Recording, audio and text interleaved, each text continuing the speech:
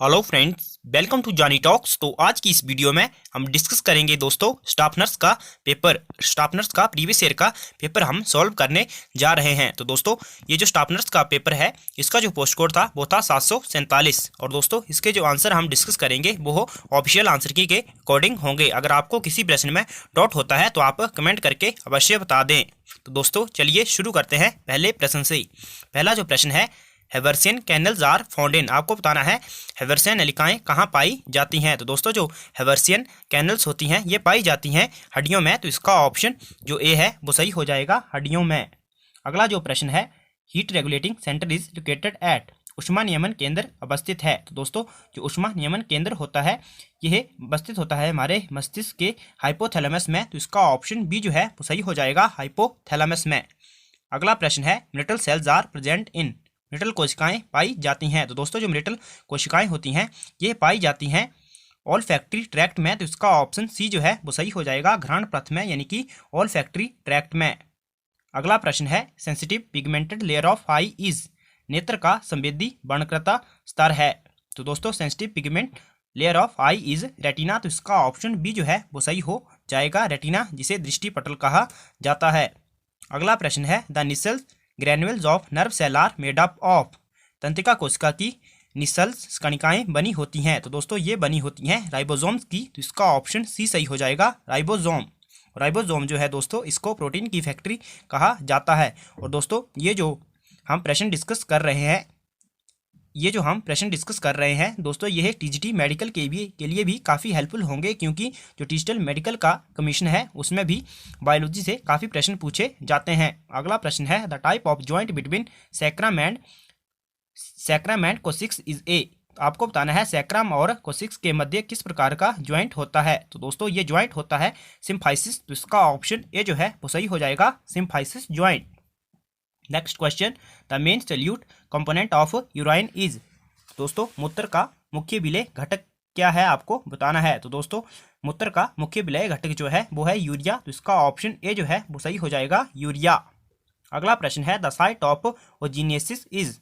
अंड जनन घटित होता है। तो दोस्तों जो अंड जनन है ये घटित होता है ओवरी में। तो इसका ऑप्शन ए सही हो जाएगा, ओवरी में। अगला जो प्रश्न है, bone is a example of. आपको बताना है जो हड्डियां हैं वो किस प्रकार के ऊतक का उदाहरण है। तो दोस्तों जो हड्डियां हैं वो एक संयोजी ऊतक है, यानी कि कनेक्टिव टिश्यू है। तो इसका ऑप्शन ए सही हो जाएगा, कनेक्टिव टिश्यूज।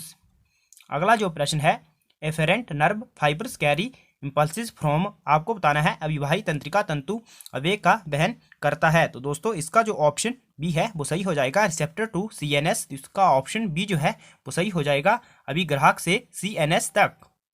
अगला प्रश्न है, length of male urethra is approximately. नर मूत्र मार्ग की लंबाई लगभग है। तो दोस्तों जो नर मूत्र मार्ग होता है इसकी जो लंबाई है अप्रोक्सीमेटली 18 से 20 सेंटीमीटर। तो इसका ऑप्शन ए जो है वो सही हो जाएगा, 18 से 20 सेंटीमीटर। अगला प्रश्न है, विच bacteria is normally present in vagina. योनि में सामान्यतः कौन सा बैक्टीरिया पाया जाता है। तो दोस्तों जो योनि होती है उसमें सामान्यतः पाया जाता है लैक्टोबैसिलस एसिडोफाइलस। तो इसका ऑप्शन जो सी है वो सही हो जाएगा, जो योनि होती है उसमें लैक्टोबैसिलस एसिडोफाइलस जीवाणु पाया जाता है। ऑप्शन सी जो है वो सही हो जाएगा। अगला प्रश्न है, blood groups were first discovered by. रक्त समूह प्रथम खोजे गए थे। तो दोस्तों ब्लड ग्रुप की जो खोज करी गई थी वो करी गई थी कार्ल लैंडस्टीनर के द्वारा। ऑप्शन बी जो है वो सही हो जाएगा। और एंटोन वॉन लीeuwenhoek जो है इन्होंने जीवाणु की खोज करी थी। अगला प्रश्न है, which of the flowing arteries primarily feed the interior wall of the heart. निम्नलिखित में से कौन सी धमनी प्राथमिक रूप से हृदय की अगरबत्ती को पोषित करती है। दोस्तों इसका ऑप्शन जो सी है वो सही हो जाएगा, लेफ्ट एंटीरियर डिसेंडिंग आर्टरी। तो इसका ऑप्शन सी सही हो जाएगा, बाईं अगरबत्ती अवरोधी धमनी। अगला प्रश्न है, the term respiratory refers to. पद श्वसन संदर्भित है। तो दोस्तों जो पद श्वसन है वो संदर्भित है ventilation, gas exchange within lungs oxygen utilization within cells. तो इसका ऑप्शन डी सही हो जाएगा, ऑल ऑफ दी जो है इसका सही आंसर हो जाएगा। अगला प्रश्न है, which of the statement by client to the nurse indicates a risk factor for coronary artery diseases. तो दोस्तों मरीज द्वारा नर्स को दिया गया कौन सा कथन ये इंगित करता है कि उसे हृदय धमनी बीमारी का जोखिम है? तो दोस्तों इसका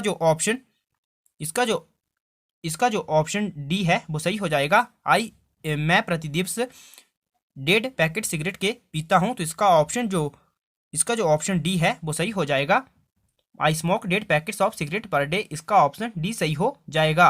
अगला प्रश्न है, which complication of cardiac catheterization should the nurse monitor for in the initial 24 hours the procedure? प्रक्रिया पूर्ण होने के पश्चात प्रारंभिक 24 घंटे के दौरान नर्स को हृदय नाल शलाका प्रवेशन की किस जटिलता को मॉनिटर करना चाहिए? तो इसका ऑप्शन बी जो है वो सही हो जाएगा। थ्रोम्बस फॉर्मेशन यानी कि थक्का निर्माण, तो इसका ऑप्शन बी जो है वो सही हो जाएगा। अगला प्रश्न है, the nurse is performing A neurological assessment on a client posture right cerebrovascular accident which finding if observed by the nurse would warrant immediate attention? तो दोस्तों इसका जो सही आंसर हो जाएगा वो हो जाएगा decrease in level of consciousness, इसका ऑप्शन ए जो है वो सही हो जाएगा, चेतना के स्तर में गिरावट। अगला प्रश्न है, which drug is used in the treatment of hyperthyroidism? अब टू अतिक्रियता के लिए किस ड्रग का उपयोग किया जाता है? तो दोस्तों इसके लिए उपयोग किया जाता है ल्यूगोल सोल्यूशन यानी कि स्ट्रॉन्ग आयोडीन सोल्यूशन, तो इसका ऑप्शन सी जो है वो सही हो जाएगा। ल्यूगोल सोल्यूशन ऑप्शन सी सही हो जाएगा। स्ट्रॉन्ग आयोडीन सोल्यूशन, तीव्र आयोडीन घोल। अगला प्रश्न है, a nurse enters a client's room to discover that the client has no pulse and respiration after calling for help, the first action the nurse should take it? तो दोस्तों एक nurse एक मरीज के कक्ष में यह ज्ञात करने के लिए प्रवेश करती है कि मरीज में संपन्न तथा श्वसन क्रिया नहीं है। सहायता के लिए आवाज लगाने के बाद नर्स की प्रथम प्रतिक्रिया होनी चाहिए। तो दोस्तों नर्स की प्रथम प्रतिक्रिया होनी चाहिए एस्टैब्लिश एन एयरवे यानी कि वायुमार्ग स्थापित करना, ऑप्शन सी जो है वो सही हो जाएगा। अगला प्रश्न है, कुसुमोल ब्रीथिंग इज एसोसिएटेड विद? आपको बताना है कुसुमोल श्वसन क्रिया संबंधित है। तो दोस्तों ये संबंधित है डायबिटिक कीटोएसिडोसिस से, इसका ऑप्शन बी जो है वो सही हो जाएगा, डायबिटिक कीटोएसिडोसिस से। अगला प्रश्न है, फियोक्रोमोसाइटोमा संबंधित है, आपको बताना है ये किससे एसोसिएटेड है? तो दोस्तों जो फियोसाइटोटोमा है ये है फियोक्रोमासाइटोटोमा जो है ये संबंधित है एड्रिनल ग्लैंड से यानी कि अधिवृक्क ग्रंथि से, ऑप्शन ए जो है वो सही हो जाएगा, एड्रिनल ग्लैंड। अगला जो प्रश्न है, Webster test is done to diagnose? Webster परीक्षण किसके निदान के लिए की जाती है? तो दोस्तों ये करा जाता है, यहाँ पर दोस्तों ये जो 23 प्रश्न है ये है HPSSC द्वारा स्क्रैप कर दिया गया है, यानी कि जो ऑप्शन दिए हुए हैं इनमें से रॉन्ग हैं। अगर आपको इसका आंसर पता है तो आप कमेंट करके बता दीजिए कि वेबस्टर जो टेस्ट है वो किसके लिए किया जाता है, किसके निदान के लिए किया जाता है। अगला प्रश्न है, nurse patient ratio in ICU should be for 24 hours? ICU में नर्स मरीज का अनुपात होना चाहिए। तो दोस्तों ये होना चाहिए 1:1, इनकी ऑप्शन बी जो है वो सही हो जाएगा। अगला प्रश्न है, complication of myocardial infection includes? हृदय रोध जलन जटिलता में सम्मिलित है। तो दोस्तों इसका ऑप्शन जो डी है वो सही हो जाएगा, CHF arrhythmias cardiogenic shock, all of these. तो इसका ऑप्शन जो डी है वो सही हो जाएगा, ऑल ऑफ दीज। अगला प्रश्न है, fracture within the last inch of the distal radius is known as? दूरस्थ बही प्रकोष्ठिका के आखिरी भाग में हुआ अस्थिभंग कहलाता है। तो दोस्तों इसका ऑप्शन ए सही हो जाएगा, कोलिस फ्रैक्चर। तो इसका ऑप्शन ए जो है वो सही हो जाएगा। अगर दोस्तों अभी तक आपने वीडियो को लाइक नहीं करा है तो जल्दी से वीडियो को लाइक कर दीजिए और चैनल को अवश्य सब्सक्राइब करें ऐसी ही इन्फॉर्मेटिव वीडियो पाने के लिए। अगला प्रश्न है, which of the following alimentary canal is the most common location for Crohn diseases? तो इसका ऑप्शन जो डी है वो सही हो जाएगा, टर्मिनल इल्यूमियम। इसका ऑप्शन डी जो है वो सही हो जाएगा, सीमावर्ती शेषांत्र। अगला प्रश्न है, preparation of the client for occult blood examination is?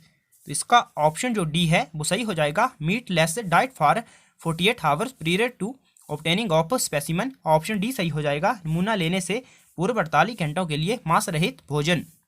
अगला प्रश्न है, the nurse preparing to assist the physician to examine the client skin with a बुट lights would do which of the following? एक नर्स फिजिशियन को सेवा की तैयारी करते हुए किस किसी मरीज की त्वचा का वुड लाइट के साथ परीक्षण करने के लिए निम्न में से क्या करेगी? तो इसका ऑप्शन बी सही हो जाएगा। मरीज को बतलाएगी कि प्रक्रिया पीड़ा रहित है, यानी कि tell the client that procedure is painless. Option B सही हो जाएगा। अगला प्रश्न है, if breath sounds are only heard on the right side after intubation, नलिका प्रवेशन के पश्चात यदि श्वसन की ध्वनि केवल दाईं बाजू ही सुनाई दे, तो इसका ऑप्शन जो डी है वो सही हो जाएगा। Pull the tube back the listen again, नलिका को वापस खींचे और फिर से सुने। ऑप्शन डी सही हो जाएगा। अगला प्रश्न है, diazepam is prescribed for a client with anxiety, the nurse instruct the client to expect which side effect. Diazepam एक उद्वेगी मरीज को निर्देशित की गई है, नर्स किस कुप्रभाव के लिए आगाह करेगी? तो इसका ऑप्शन जो ए है वो सही हो जाएगा। इन कोऑर्डिनेशन, यानी कि असमंजन। ऑप्शन ए जो है वो सही हो जाएगा, इन कोऑर्डिनेशन। अगला प्रश्न है, स्पाइनल एंथेसिया इज गिवन एट, मेरुदंड ये संवेद नाहरण कहाँ पर दिया जाता है? तो दोस्तों ये दिया जाता है L3 L4, तो इसका ऑप्शन बी जो है वो सही हो जाएगा। अगला प्रश्न है, बट इज ओडिनोफेजिया, आपको बताना है ओडिनोफेजिया क्या है? तो दोस्तों ओडिनोफेजिया जो है ये है पेन ड्यूरिंग स्वेलोइंग, यानी कि निगलते समय दर्द। तो इसका ऑप्शन जो बी है वो सही हो जाएगा, पेन ड्यूरिंग स्वेलोइंग। अगला प्रश्न है, which hereditary disease is most closely linked to aneurysm, कौन सी वंशानुगत बीमारी धमनी विस्तार से ज़्यादा नज़दीक से जुड़ी हुई है? तो इसका ऑप्शन जो सी है वो सही हो जाएगा दोस्तों, मार्फन सिंड्रोम। तो इसका ऑप्शन जो सी है वो सही हो जाएगा, मार्फन विकार। अगला प्रश्न है, सिंपैथेटिक नर्व सिस्टम इंड्यूसेस, आपको बताना है संवेदी तंत्रिका प्रणाली प्रेरित करती है। तो दोस्तों इसका जो ऑप्शन बी है वो सही हो जाएगा, इंक्रीज हार्ट रेट। तो ऑप्शन बी जो है वो सही हो जाएगा, इंक्रीजेस हार्ट रेट।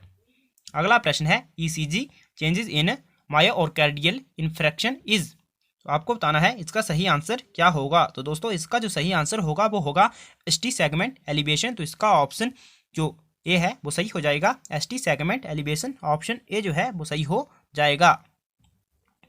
अगला प्रश्न है, classic symptoms of deep vein thrombosis includes all the following except, गहरी शिरा थ्रोम्बोसिस के सभी पारंपरिक लक्षण हैं सिवाय। तो इसका ऑप्शन जो बी है वो सही हो जाएगा, होमन साइन। ऑप्शन बी सही हो जाएगा, होमन संकेत। अगला प्रश्न है, how a nurse will teach breathing exercise for patient with chronic bronchitis, तो आपको बताना है क्रोनिक ब्रोंकाइटिस वाले रोगी को नर्स सांस लेने की कसरत कैसे सिखाएगी? तो इसका ऑप्शन जो बी है वो सही हो जाएगा, use diaphragmatic breathing. Option B जो है वो सही हो जाएगा, मध्यपट्टी श्वसन का उपयोग करें। अगला प्रश्न है, a nurse is taking care of a patient with DVT and the she must be aware that venous emboli will be lost in. तो इसका ऑप्शन जो दोस्तों बी है वो सही हो जाएगा, लंग्स। ऑप्शन बी जो है वो सही हो जाएगा। अगला जो प्रश्न है दोस्तों, अगला जो प्रश्न है वो है, conjunctival xerosis occurs due to the deficiency of, आपको बताना है दोस्तों नेत्र श्लेष्मल सूक्ष्मता की कमी किसके कारण होती है? तो दोस्तों ये होती है विटामिन, इसका जो ऑप्शन डी है वो सही हो जाएगा, विटामिन डी के कारण होती है, विटामिन ए के कारण होती है। विटामिन ए जो है, ऑप्शन ए जो है वो सही इसका आंसर हो जाएगा। अगला प्रश्न है, ए patient with got should follow water type of diet, gathiya वाले रोगी को किस प्रकार की खुराक भोजन लेना चाहिए? दोस्तों जो गाठिया वाले रोगी होते हैं उसको किस प्रकार की खुराक लेनी चाहिए? तो उनको लेनी चाहिए लो प्यूरिन डाइट। तो इसका ऑप्शन बी जो है वो सही हो जाएगा, निम्न प्यूरिन खुराक। ऑप्शन बी जो है वो सही हो जाएगा। अगला प्रश्न है, a patient is suffering from A broken jaw which foods would be most beneficial for this patient, एक रोगी टूटे हुए जबड़े से व्यथित है, इस रोगी के लिए किस प्रकार का भोजन सर्वाधिक फायदेमंद होगा? तो दोस्तों उसके लिए जो फायदेमंद होगा वो होगा सूप, पुडिंग एंड आइसक्रीम, यानी कि सूप, पुडिंग और आइसक्रीम जो है वो एक रोगी यानी कि जो टूटे हुए जबड़े का रोगी है उसके लिए सर्वाधिक फायदेमंद होगा। ऑप्शन डी जो है वो सही हो जाएगा।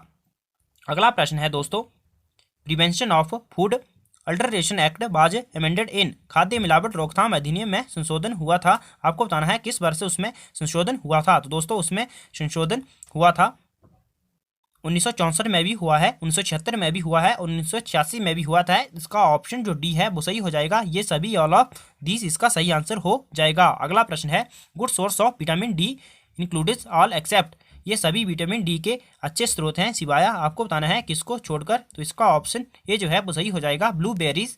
ऑप्शन ए जो है वो सही हो जाएगा। और बाकी जो है सनलाइट, सैल्मन और फोर्टिफाइड मिल्क जो है दोस्तों ये विटामिन डी के अच्छे स्रोत हैं। अगला प्रश्न है the word personality is derived from Greek word persona which means. तो इसका ऑप्शन जो बी है वो सही हो जाएगा, मास्क यानी कि मुखौटा। तो इसका ऑप्शन जो दोस्तों बी है वो सही हो जाएगा, ऑप्शन बी मास्क। अगला प्रश्न है in which defence mechanism and emotional conflict is expressed by a physical illness और physical symptom without any organic cause. आपको बताना है बिना किसी जैविक कारण के एक दैहिक बीमारी अथवा दैहिक लक्षण द्वारा किस संरक्षण प्रणाली में एक आवेगात्मक संघर्ष द्वारा दर्शाया जाएगा। तो दोस्तों इसका ऑप्शन जो बी है वो सही हो जाएगा, कन्वर्जन यानी कि रूपांतरण। अगला प्रश्न है नर्स पेशेंट रिलेशनशिप इज। मरीज और नर्स के बीच संबंध होता है तो दोस्तों वह होता है ह्यूमन टू ह्यूमन रिलेशनशिप। तो ऑप्शन ए जो है वो सही हो जाएगा, मानव से मानव का संबंध। अगला जो प्रश्न है दोस्तों विच of the following is not the type of pond. निम्न में से कौन सा घाव का प्रकार नहीं है। तो दोस्तों इसका ऑप्शन बी जो है वो सही हो जाए, अल्सर यानी कि फोड़ा जो है वो एक घाव का प्रकार नहीं है। ऑप्शन बी सही हो जाएगा। अगला प्रश्न है immediate treatment of injection of poisonous subject is. विषाक्त पदार्थ के अंतःग्रहण का त्वरित उपचार है। तो इसका ऑप्शन सी सही हो जाएगा, गैस्ट्रिक लेबेज यानी कि जठरीय प्रलाक्षण। तो ऑप्शन सी जो है वो सही हो जाएगा। अगला प्रश्न है the minimal score possible on the Glasgow coma scale is. Glasgow coma scale पर संभव न्यूनतम स्कोर है। तो दोस्तों इसका ऑप्शन सी जो है वो सही हो जाएगा, मिनिमम स्कोर है ग्लासगो कोमा स्केल में 3। ऑप्शन सी जो है वो सही हो जाएगा 3। तो दोस्तों आज की वीडियो में इतना ही। आपको वीडियो कैसी लगी कमेंट करके ज़रूर बताएं। ये पार्ट 1 रहेगा दोस्तों, वीडियो लंबी हो जाएगी। आप कमेंट करके बताएं आपको पार्ट 2 की आवश्यकता है, पार्ट 2 कब तक लाया जाए कमेंट करें। पार्ट 2 की आपको ज़रूरत है तो हम जल्द ही पार्ट 2 भी अपलोड कर देंगे। Thanks for watching, God bless you all.